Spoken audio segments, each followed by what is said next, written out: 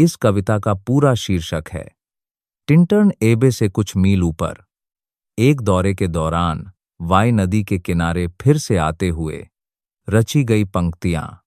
जुलाई 13, 1798।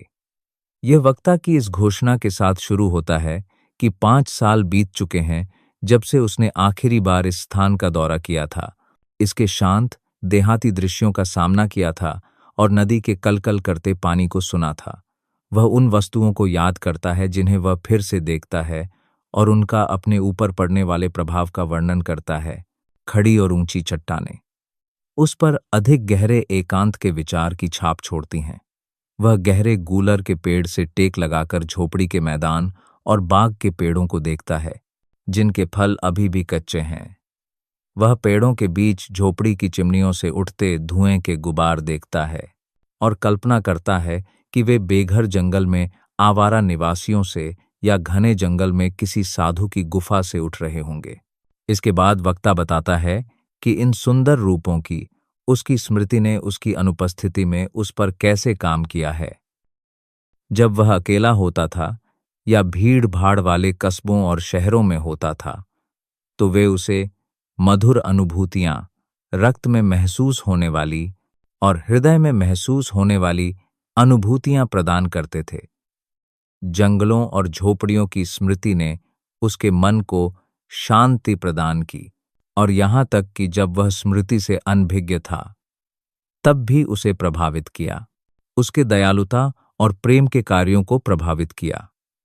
वह आगे उस दृश्य की स्मृति को उस मानसिक और आध्यात्मिक अवस्था तक पहुंच प्रदान करने का श्रेय देता है जिसमें दुनिया का बोझ हल्का हो जाता है, जिसमें वह वस्तुओं के जीवन को देखने वाली एक जीवित आत्मा बन जाता है।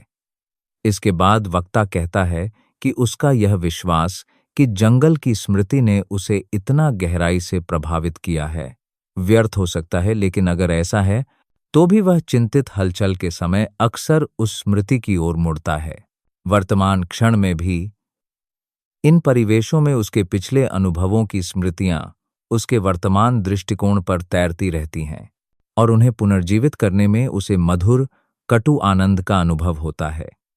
वह खुशी से यह भी सोचता है कि उसका वर्तमान अनुभव आने वाले वर्षों के लिए अनेक सुखद स्मृतियां प्रदान करेगा।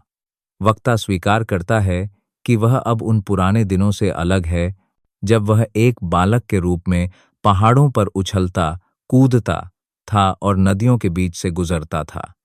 वह कहता है कि उन दिनों प्रकृति ही उसकी पूरी दुनिया थी।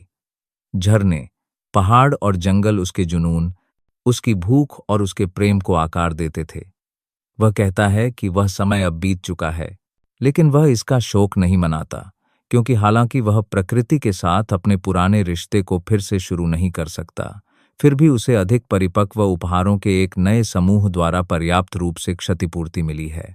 उदाहरण के लिए, अब वह प्रकृति को देख सकता है, विचारहीन युवावस्था के समय की तरह नहीं, बल्कि अक्सर मानवता के शांत उदास संगीत को सुन सकता है।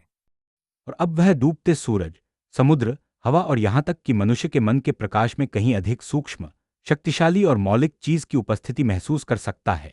यह ऊर्जा उसे एक गति और एक आत्मा लगती है जो सभी विचारों को प्रेरित करती है और सभी चीजों में व्याप्त है। इसी कारण से वह कहता है, वह अभी भी प्रकृति से प्रेम करता है, अभी भी पहाड़ों, चरागाहों और जंगलों से। वक्ता कहता है कि भले ही वह ऐसा महसूस न करता हो या इन बातों को न समझता हो, फिर भी वह इस दिन अच्छे मूड में होगा, क्योंकि वह अपनी प्यारी प्यारी दी बहन के साथ है, जो उसकी प्यारी प्यारी दोस्त भी है और जिसकी आवाज और तरीके से वह अपने पुराने रूप को देखता है और देखता है कि मैं कभी क्या था। वह प्रकृति से प्रार्थना करता है कि वह कुछ समय के लिए ऐसा करना जारी रखे, यह जानते हुए, जैसा कि वह कहता है, कि प्रकृति ने कभी भी उस दिल को धोखा नहीं दिया जिसने उसे प्यार किया, बल्कि खुशी से खुशी की ओर ले जाती है। प्रकृति की उस मन पर शक्ति जो उसे खोजती है ऐसी है कि यह उस मन को बुरी जीभों, अविवेकपूर्ण निर्णयों और स्वार्थी पुरुषों के उपहार प्रति अभेद्य बना देती है। फिर वक्ता अपनी बहन पर चांद की रोशनी डालने और हवा को उसके विपरीत बहने के लिए प्रोत्साहित करता है और उससे कहता है कि बाद के वर्षों में जब वह उदास या भयभीत होगी तो इस अनुभव की स्मृति उसे ठीक होने में मदद करेगी, और अगर वह खुद मर चुका है तो वह उस प्रेम को याद कर सकती है जिससे उसने प्रकृति की पूजा की थी। उस स्थिति में भी याद रखेगी कि वक्ता के लिए जंगल का क्या मतलब था, कैसे इतने सालों की अनुपस्थिति के बाद वे उसके लिए और भी प्रिय हो गए, अपने लिए भी और इस तथ्य के लिए भी कि वह उनमें मौजूद है।